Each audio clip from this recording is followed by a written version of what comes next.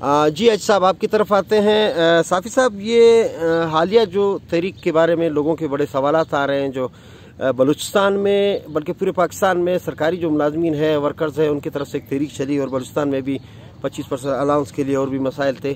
وہ ایک 7 دن کا ایک دھرنا رہا اور ایک 12 دن کا اور 28 کے قریب تنظیمیں یکجا ہوئی، بہت بڑی بات تھی۔ آپ کیا سمجھتے ہیں وہ کیوں عدالت گئے ہیں؟ اور اب سننے میں آ رہا ہے کہ وہ عدالت سے واپس نکلنا چاہ رہے ہیں، تو کیا ضرورت پڑی عدالت جانے کی اور پھر عدالت سے واپس وہ روڈوں کی طرف آنے کی باتیں ہو رہی ہے؟ آپ اس بارے میں کیا کہیں گے؟ اس میں سب سے پہلے تو بہت ایک بڑے پیمانے پہ لوگ اکٹھے ہوئے ہیں اور ایک بہت بہترین تحریک چلا۔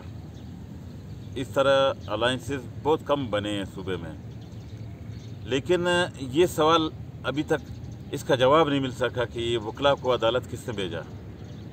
وکلاء از خود چلے گئے یا ان کو بھیجا گیا ہے؟ گورنمنٹ نے بھیجا، کس نے بھیجا؟ مطلب یہ سوال ہے جو لوگوں کو بے چین کر رہا ہے۔ اور اب جو ہم دیکھ رہے ہیں، گرینڈ الائنس ایک حادثے کے شکار ہو کے گہری کھائی میں جا گری ہے، تو اب اس کھائی سے نکلنے میں وہ ہاتھ پیر مار رہے ہیں، لیکن لوگوں میں مایوسی پھیل رہی ہے۔ دور دراز بلوچستان کے طول و عرض سے لوگ آئے تھے، لوگوں نے قربانیاں دی، آپ کے سامنے ہے سب کچھ، میڈیا گواہ ہے، تمام چینلز گواہ ہیں، تمام اداروں کے رپورٹس گواہ ہیں کہ کس پیمانے پہ لوگ اکٹھے ہوئے تھے اور بنیادی مقصد ان کا جو تھا وہ کیا تھا۔ لیکن اس دوران جب 7 دن کے بعد اچانک وہ وکلاء جو پہلے دوسرے دن ہمارے دھرنے میں آئے، پہلے دن یا دوسرے دن، اور انہوں نے باقاعدہ ہمارے ساتھ اظہار یکجہتی کیا اور باقاعدہ ہمارے ساتھ دینے کا اعلان کیا، اس کے بعد وہی وکلاء عدالت چلے گئے۔ انہوں نے پٹیشن دائر کیا، اس کو یہ اختیار کس نے دیا کہ وہ پٹیشن دائر کرے؟ از خود وہ کیسے جا سکتے ہیں؟ 14-15 ہزار لوگوں کی نمائندگی وہ خود سے کیسے کر سکتے ہیں؟ یہ سوال حل طلب ہے، اس کا جواب ابھی تک نہیں ملا، یہ ڈیبیٹیبل ہے۔ اب چونکہ ہم دیکھ رہے ہیں کہ جس طرف یہ معاملہ جا رہا ہے، تو نتائج ہمیں کوئی نظر نہیں آ رہا۔ اللہ کرے کوئی نتائج ملے، کیونکہ اس میں بہت سارے لوگوں کی قربانیاں شامل ہیں، اس میں جوان، بوڑھے، بہنیں، ہماری بیٹیاں، سب کی قربانیاں شامل ہیں۔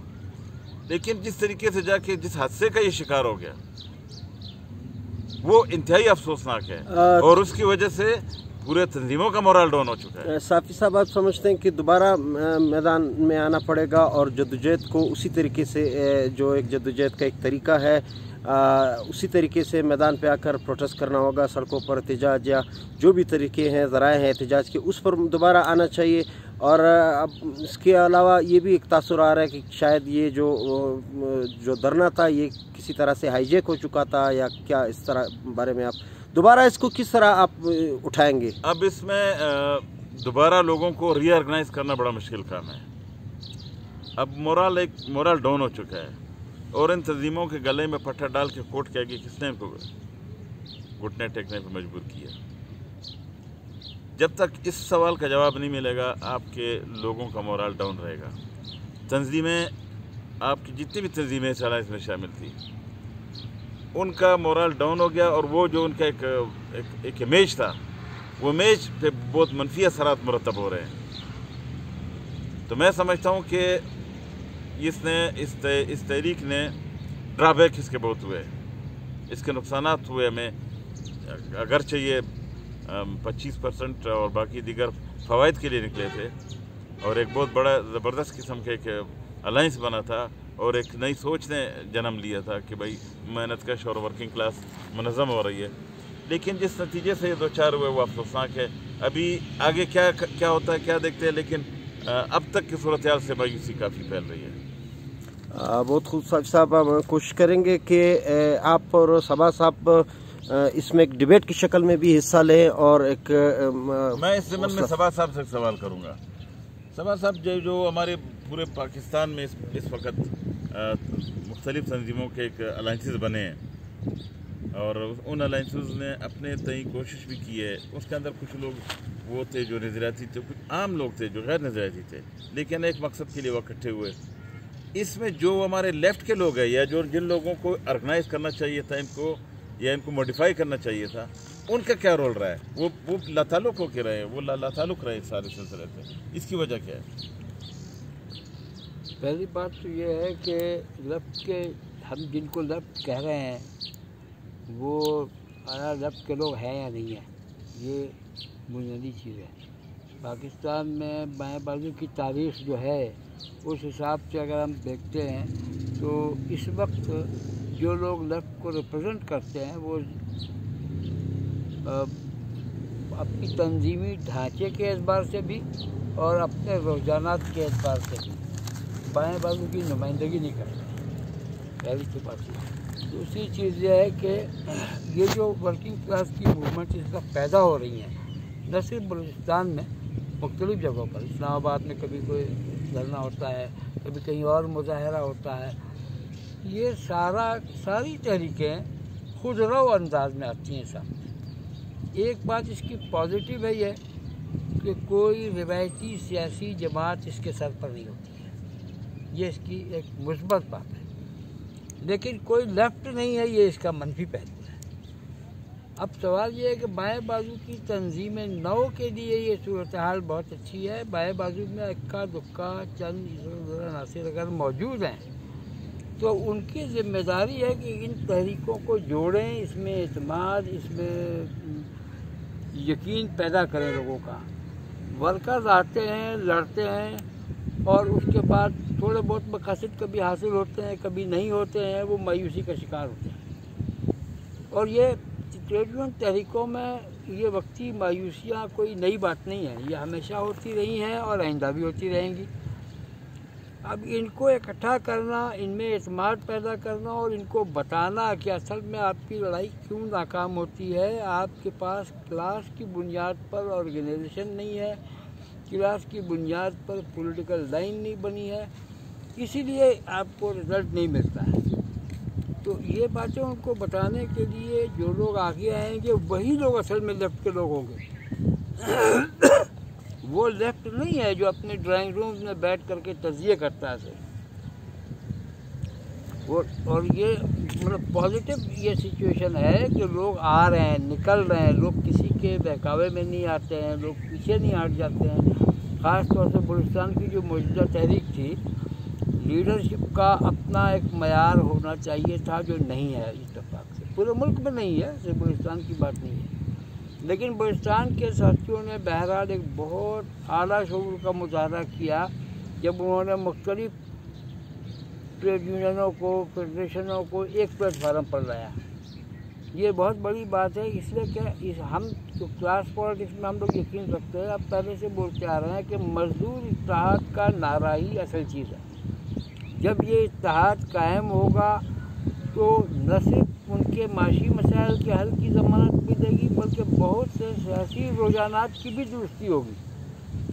یہ مزدور طبقہ کا اتحاد طبقاتی بنیاد پر جتنا مضبوط ہوگا، پالیٹکس بائیں بازو کی اسی طریقے سے بنے گی۔ بائیں بازو کے لوگوں کو یہ سمجھنا چاہیے کہ ہماری پالیٹکس اصل میں عملاً موجود نہیں ہے، ہم ڈرائنگ روم میں ضرور موجود ہیں لیکن ہماری پالیٹکس عملاً موجود نہیں ہے۔ ہماری پالیٹکس بنے گی اسی وقت جب ان لوگوں کے ساتھ ہم ملیں گے اور یہ مسائل جو ان کے ہیں، بائیں بازو کے لوگ تو ان مسائل سے آشنا ہی نہیں ہے جو آپ بتا رہے ہیں کہ اس طرح کیسے لوگ عدالتوں میں چلے گئے، کیا ہو گیا، یہ بظاہر یہ چھوٹی چھوٹی باتیں ہیں لیکن یہ چھوٹی ہی باتیں اصل میں بڑی سیاست کو جنم دیتی ہیں۔ یہ یعنی میں تو دیکھتا رہا آپ کی تحریک کو، بہت قریب سے دیکھا اور بہت اچھی طریقے سے بہت غور کیا میں نے، جو عدالت میں آپ کے جو لوگ گئے، جو پکڑا گئے اور اس کے بعد انہوں نے ایک ویڈیو ٹاک کی، اس میں وہ سب لوگ جو شریک تھے ان کو بھی میں نے دیکھا اور غور کیا کہ ان کے چہرے کے تاثرات کیا ہیں، ان کی گفتگو کیا ہے۔ اس سے پتہ لگتا تھا باڈی لینگویج کہ ہاں ان کی باڈی لینگویج سے یہ بات کلیئر ہو رہی تھی کہ یہ لوگ خود چاہتے ہیں کہ یہ معاملہ کسی طرح عدالت میں رہے تاکہ ہمیں سڑکوں پہ جانے سے بچ جائیں ہم۔ اس کی بہت سی وجوہات ہو سکتی ہیں، ٹریڈ یونین کے اندر تو یہ ہوتے ہی ہیں چیزیں، یعنی एक तो ये है कि इसमें जो लोग शामिल थे वो सारे के सारे लोग वर्किंग क्लास के नहीं थे।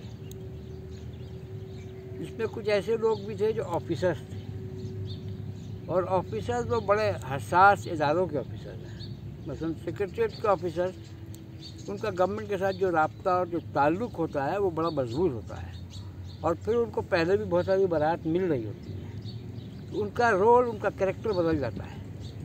अब ये चीज़ें लेकिन रिजॉल्व ये एक दिन में हल नहीं हो जाएंगी ना, ये तो आहिस्ता आहिस्ता आपने तहरीक चलाई, जद्दोजहद की, लोग आ गए, और मुझे यकीन है कि लोग फिर भी आएंगे। ऐसा नहीं है, लोग मायूस नहीं हो जाते हैं। ठीक है, वो मुख्तलिफ एक्ट से नाराज़ हो जाते हैं, थोड़ा सा उनकी हिम्मत सीखनी होती है, लेकिन ये मुस्तकिल कैफियत नहीं होती, और इस कैफियत को मुस्तकिल न रहने देना ये हमारा किरदार है, ये लेफ्ट का किरदार है कि हम कैसे इस कैफियत से उनको वक्तन फवक्तन ये पैदा भी होगी और हमें निकालना भी पड़ेगा। यानी ऐसा नहीं है कि आज हम बात कर देंगे बस मामला ख़त्म हो गया, आइंदा भी ये होगा और हमें उससे फिर निकालना पड़ेगा। और ये ट्रेड यूनियन की जद्दोजहद में और एक इनकलाबी जद्दोजहद में जो फ़र्क है उसको भी हमें समझना चाहिए कि हम जब ट्रेड यूनियन की जद्दोजहद करते हैं वो बुनियादी तौर पर सौदाकार यूनियनें होती हैं, वहाँ पर मफादात का खेल होता है, तो उसमें हर तरह के अनासिर आते हैं, और जब आप उनको लेके इकट्ठा एक मुत्तज़ा महाज बना के चलते हैं तो आपको उन सबको अकोमोडेट भी करते रहना पड़ता है। ऐसा नहीं है, आपके ख्यालात मुख्तलिफ हो सकते हैं, लेकिन वो जो ख्याल लेके आ रहे हैं उसको भी अकोमोडेट करना पड़ता है, इसलिए कई जगहों पर कॉम्प्रोमाइज़ भी होती हैं। लेकिन हमें देखना ये चाहिए कि हम बुनियादी तौर पर लेफ्ट का जो रोल है वो ये है कि हम ये देखें कि हम कैसे जुड़े हैं इस तहरीक से, कितने लोगों को हमने मुतासिर किया है, कितने लोगों को हम अपने साथ ला सकें। हम इसमें चंद लोग भी अगर साथ ले आते हैं, ये असल हमारा काम होता है कि उनको हम साथ लाएं ताकि वो समझें, शऊर उनको दें कि भाई ये मसले सारे असल में क्लास के मसले हैं, और ये सिर्फ क्लास स्ट्रगल को आगे बढ़ाने से ये मसले हल होते हैं। बाकी ये चीज़ें तो चलती रहेंगी, कभी तनख्वाह बढ़ती है, कभी नहीं बढ़ती है, उसके लिए जद्दोजहद भी होती है और जायज़ भी है, हम उसमें शरीक भी हों।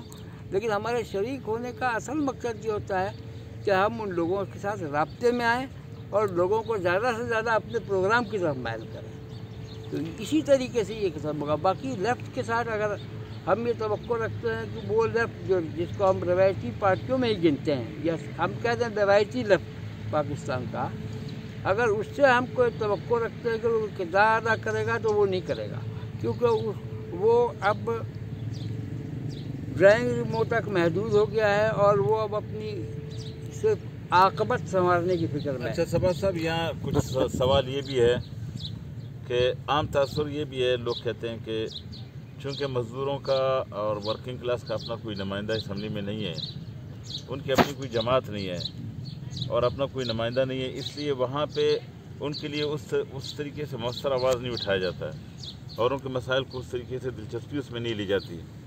तो ये जो सवाल है ये कितना रिलेवेंट है कि वाकई हमारे जो वर्किंग क्लास है, मजदूर मैन्युफैक्चरिंग तबके की जमात होनी चाहिए और उनके नुमाइंदे असम्बली में होने चाहिए, ये कितना रिलेवेंट है ये सवाल? असल में इस किस्म के सवालों का हल दो तरीके से निकाला जाता है। एक तो थ्योरीज और किताबों को पढ़ कर लोग निकालते हैं, और एक आपका अपना तजुर्बा है।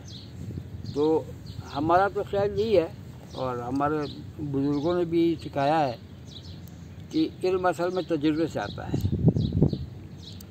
पाकिस्तान की तारीख़ हमारे सामने है 70 साल की। 1970 या 71 तक असम्बलियों में हमारे तबके के लोगों की नुमाइंदगी किसी न किसी हद तक मौजूद थी, वो हमारे पास सामने है चीज़ें। और यकीनन उसका फ़ायदा ये था कि अवाम के मसाइल कौमी सियासत में नज़र आते थे, उस पर बात होती थी, उस पर जद्दोजहद भी होती थी और कई बार उनमें फतह भी होती थी। यानी हमें पता है कि ट्रेड यूनियंस के लोग असम्बली के अंदर मौजूद थे। हसन महबूब एक बहुत मशहूर पार्लियामेंटेरियन था जो कि नेशनल पार्टी से, मैं इसलिए जानता हूँ कि इस पाकिस्तान से वो लोग जो आए थे, अप्रैल बोलते हैं रेलवे यूनियन को, उसके लोग थे वो, और ऐसे बहुत सारे लोग थे। ख़ुद जो नेशनल पार्टी की लीडरशिप थी وہ بھی لوور کلاسز کی تھی. میرے طاہر صاحب اور دیگر لوگ جو بھی تھے، مسیح الرحمان، یہ وہ سارے لوگ، یہ سب اسمبلیوں کے اندر تھے.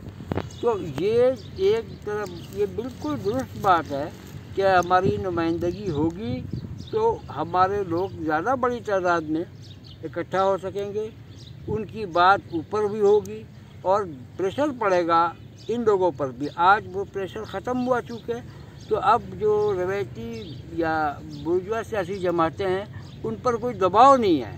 وہ محسوس کرتے ہیں کہ اگر انہوں نے ورکنگ کلاس کی کسی ہڑتال، کسی تحریک کی حمایت کر دی عذرائے مہربانی، تو وہ سمجھتے ہیں کہ انہوں نے کوئی بڑا کام کیا ہے. تو سبا صاحب پھر کیا وجہ ہے کہ مزدور یا محنت کش اپنی جماعت کی طرف نہیں سوچ رہے ہیں کہ ہم اپنی کوئی جماعت تشکیل دے دیں، بلکہ اسی بورژوا جماعتوں کی طرف وہ بٹے میں تقسیم ہے مختلف جماعتوں میں، اور ان کو یہ علم بھی ہے اور وہ ان کا تجربہ بھی ہے کہ یہ جماعتیں ان کے اپنے مفادات اور اپنے اہداف ہیں.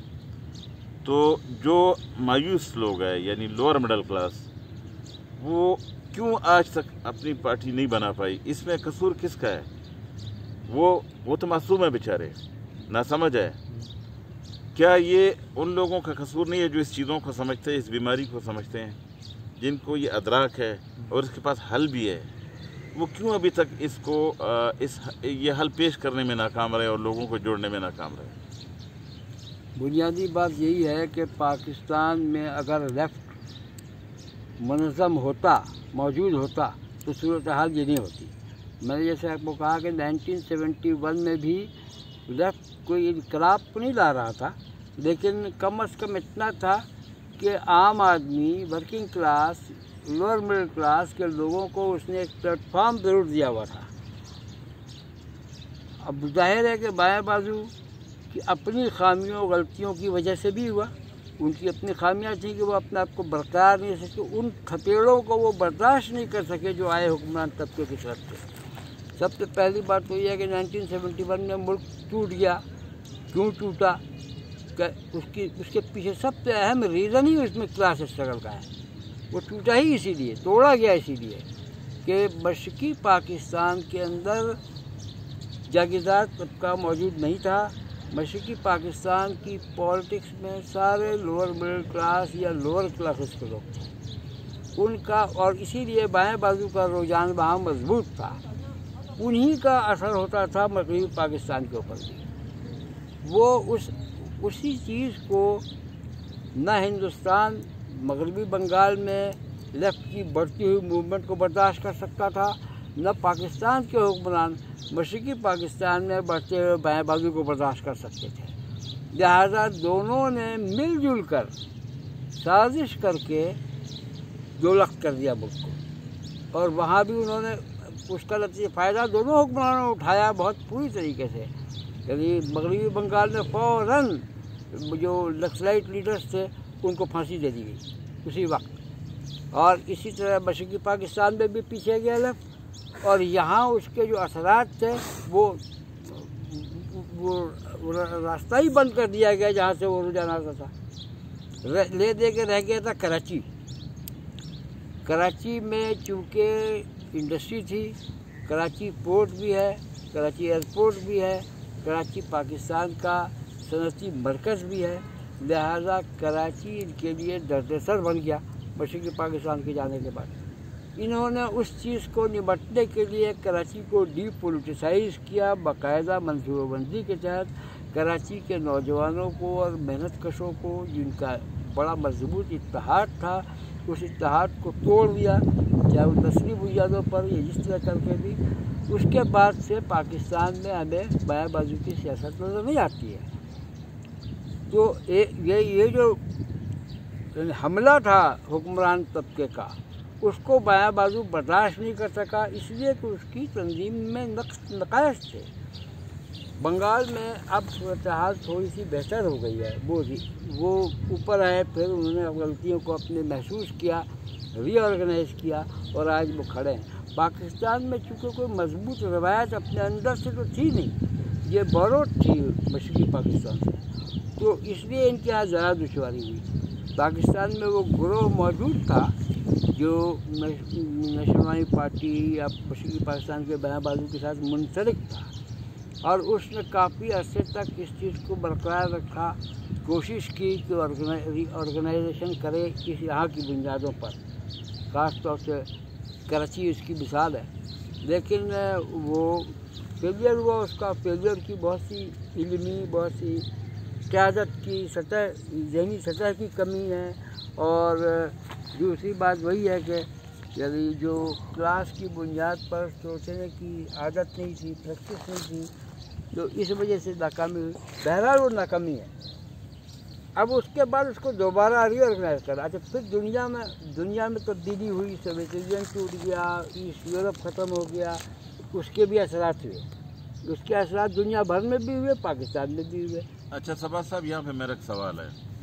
खुदरों के तहत जो तहरीकें चल रही हैं, जो तहरीकें उठती हैं खुदरों के तहत और फिर ज़ाहिर है मार खा जाती हैं, वो जाके फिर वो मतलूबा नताइज नहीं हासिल कर सकते।